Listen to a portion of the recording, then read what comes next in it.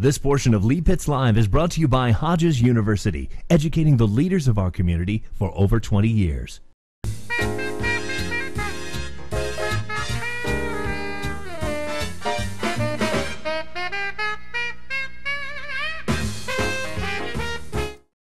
Welcome back, Southwest Florida. I'm so delighted. She's here all the way from the other side of the state, the Fort Lauderdale market. She is a big-time gospel music star.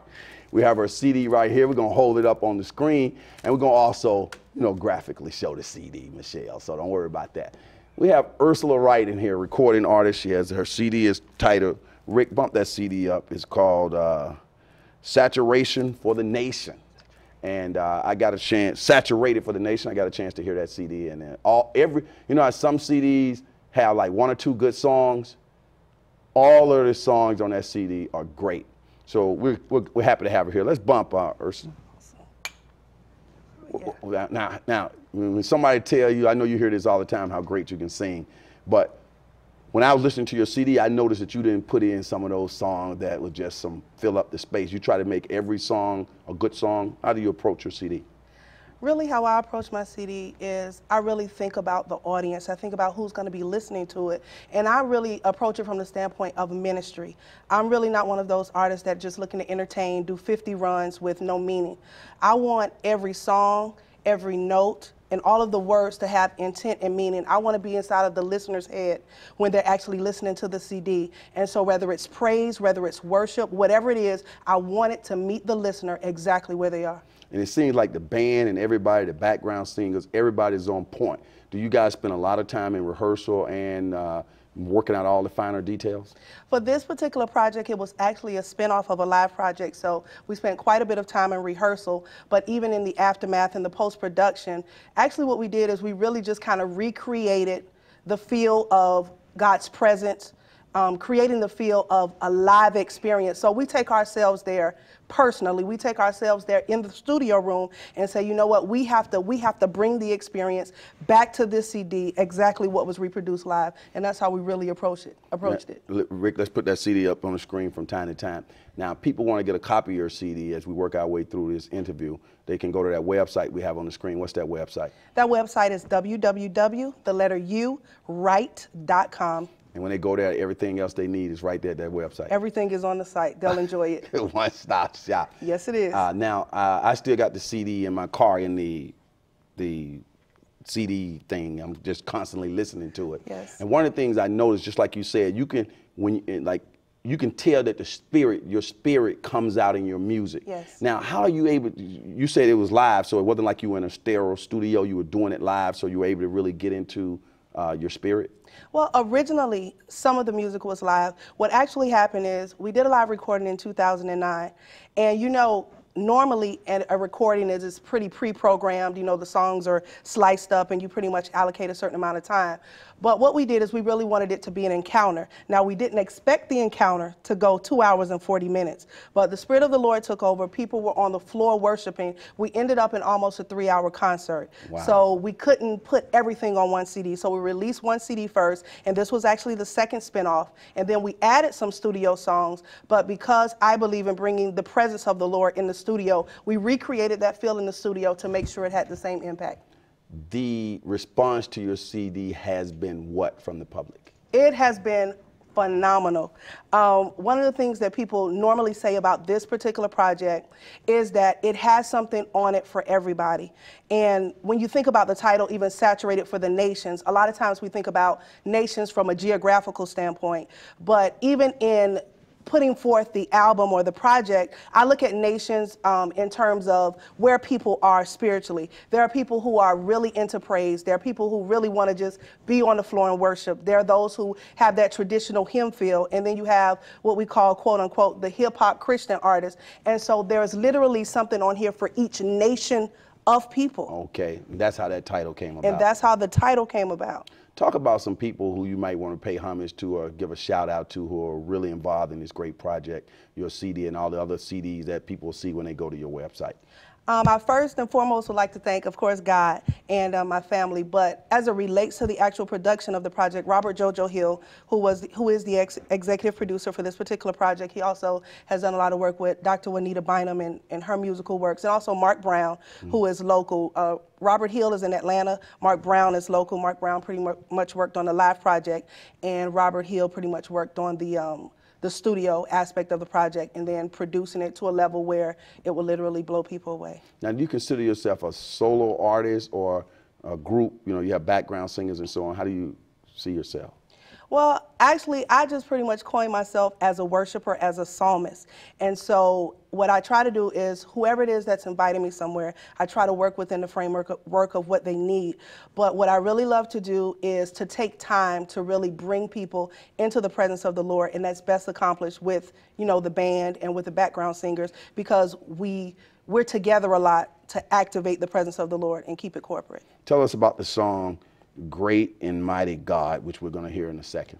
Great and Mighty God is actually something, you know, that I wrote thinking about the greatness of God, thinking about even opening portals, because a lot of times people want to experience blessing, they want to experience breakthrough and all of these sorts of things, but instead of focusing on the problem, we need to focus on the bigness of our God. And so the more we exalt him, the more I just see God moving on his throne on behalf of his people. And that's the intent of that song, to cause God to do something on behalf of the people. I really love that song. Rick, let's take a look.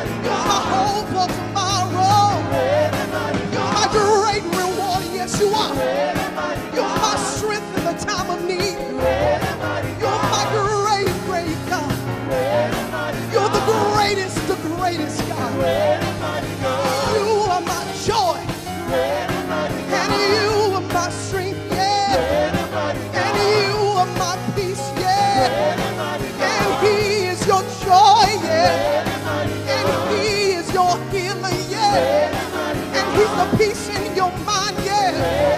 He's deliverance for your situation. He's joy in your sorrow. There's nobody greater than him. Great and mighty God, yeah, yeah. him. Come on, bless him right where you are. See what I told you? That's why I couldn't put that CD down. Now, this lady here, she doesn't just sing, she sings, okay? And I also want to give compliments to Times of Refreshing for providing us with that footage, and my good friend James Cleveland Jones. When did you first realize that you could sing? I mean, you were singing in the mirror, and people started saying, girl, you can really sing. You need to get into this. What happened at the church or something? You know, it's really funny you asked that, but I started actually singing at age 8. Now, I didn't think I could sing at age 8, and the only reason I joined the choir is because there was such a gap between my age group and the older kids. And I always hung out with the older kids, so I was waiting on that turn so I could become 8 years old and just be a part of what everybody else was doing. But it really happened after college. I went away to college, and there was nothing else to do but sing. And, you know, that was pretty much the only pastime. And during that time, I kind of began to realize, you know, I had a voice, different things like that. And so when I came back, you know, home and different things, then I began to just kind of continue to sing. I directed the choir because there was no choir director, and it just kind of evolved. And it evolved, and people began to say, wow, you're really anointed. Wow, you know, oh my goodness, you have a beautiful voice. And I still didn't think I could sing because a lot of times you're looking for 50 runs, you're looking for the things that everybody else do. But I thank God for what he's given me, you know, and just staying authentic. My thing is I'm always after the anointing. So if it's just one note or two notes, I just want God to be in the midst. Do you consider yourself a minister in some way? Absolutely. I'm actually a minister first, a minister and a worshiper of God. And whatever else comes along with that, comes along around that is fine. But my intent is that when people leave the experience, whether I'm ministering in song or ministering in the word, is that they have encountered a tangible presence of the Most High God. Why do you think gospel music is so popular now? I believe because it really touches the heart and soul of where people are. And I think there's so much variety in it now, where at one time, everything was pretty much in one vein. Yeah, but now we've crossed so many different spectrums, and so wherever you are, what nation you're a part of, you can find something that can uplift you, that can encourage you, and that can also exalt God. Rick, let's put that CD back up again, that website, and while that's on the screen, we let people know they can go and get that CD and all the information related to you.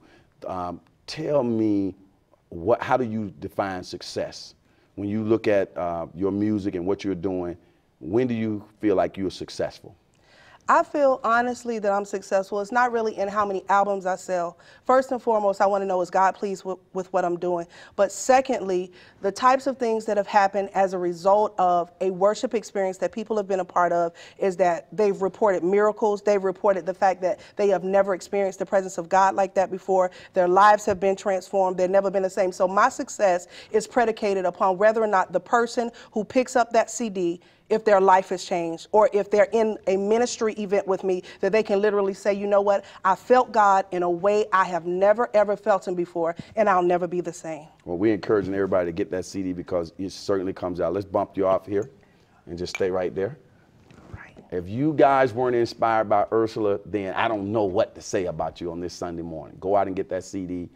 Go to that website and get all the information. So as the saying goes on this particular show, for those who say it can't be done, I'm all in the spirit right now. For those who say it can't be done, they're usually interrupted by those like Ursula Wright and all the people who are associated with her fine CD.